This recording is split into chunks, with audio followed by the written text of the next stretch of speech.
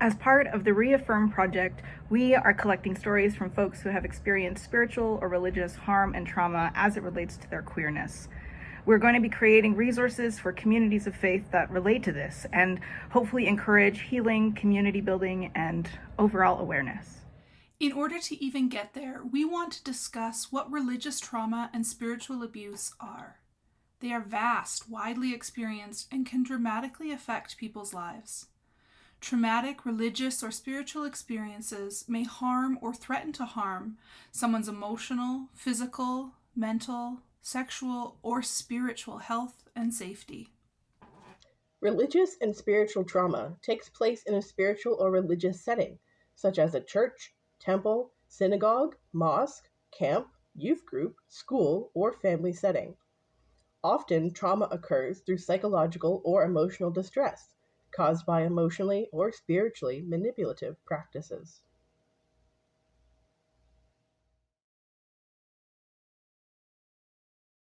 Religious or spiritual trauma occurs when a person in a position of authority, such as a pastor, a community leader, or a guardian, uses their religious beliefs against someone to impact their actions, their behaviors, their decision making, and their overall well being. Communities that are strict and controlling increase the risk of traumatic experiences.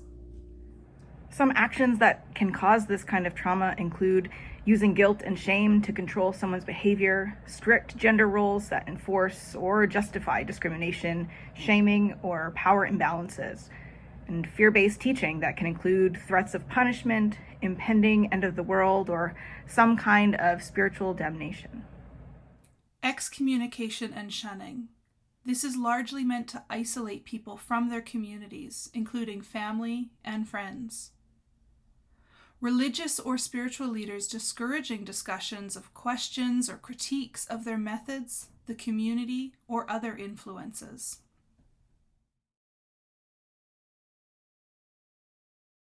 Spiritual abuse and religious trauma are intimately connected, but there is a distinction between the two.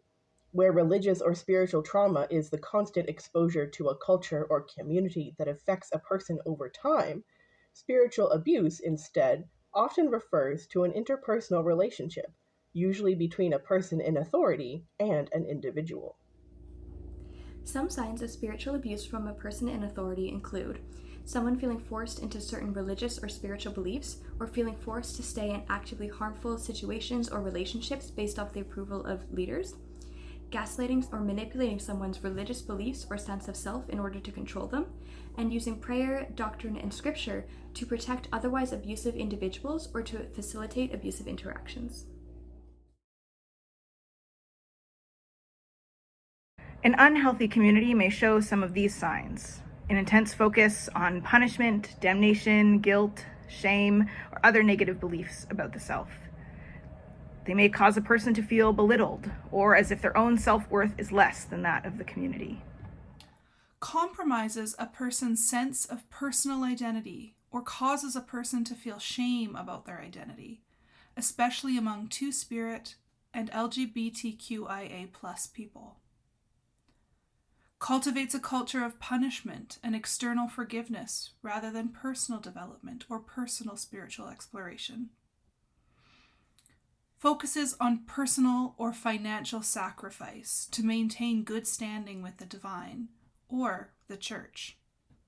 As part of the Re-Affirm Project, our goal is to equip communities of faith with helpful information so that they can hold space for those who have experienced religious trauma or spiritual abuse. We hope for communities of faith to feel welcoming and open to hearing stories of those who have experienced harm and to host a site for healing and reconnection.